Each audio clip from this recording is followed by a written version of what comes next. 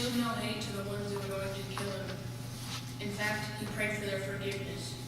That man was Jesus. One of the many things that stood out about this particular event is that he showed love to people who hated him.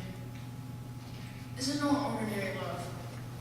This is the only love that can come from a true, supreme, all-loving God.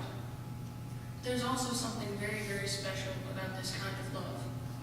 Ones who receive it have the opportunity to give it. What is godly love? The Bible can give us an answer. Look with me at 1 Corinthians 13:13. It says, "And now faith, love, and hope abide, but the greatest of these is love." This is basically telling us that love is the greatest asset that you can use.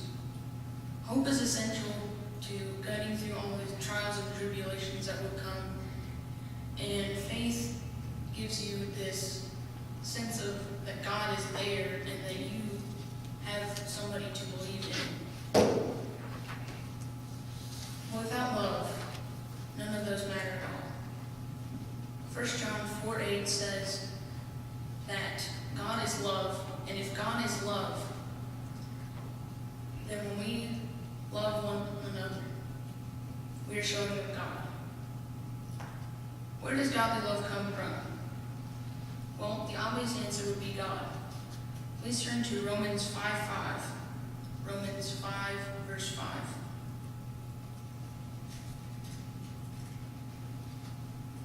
It reads,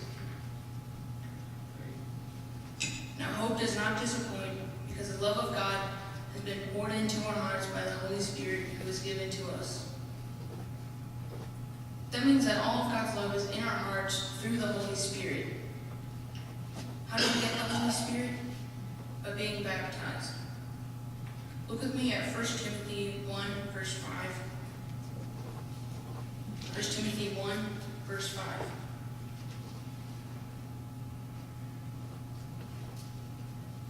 Now the purpose of the commandment is love from a pure heart, from a good conscience, and from a sincere faith. If we have these things, plus the Holy Spirit, we are unleashing the true potential of God's love. What is godly love capable of? Proverbs 10:12 has one of these answers.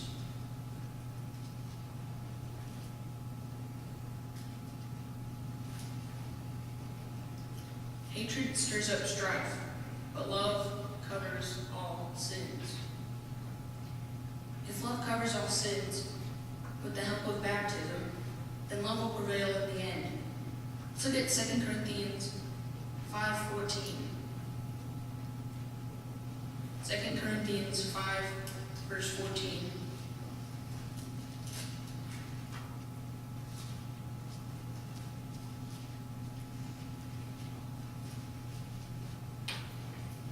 For the love of Christ compels us, because we judge thus, as one died for all, then all died.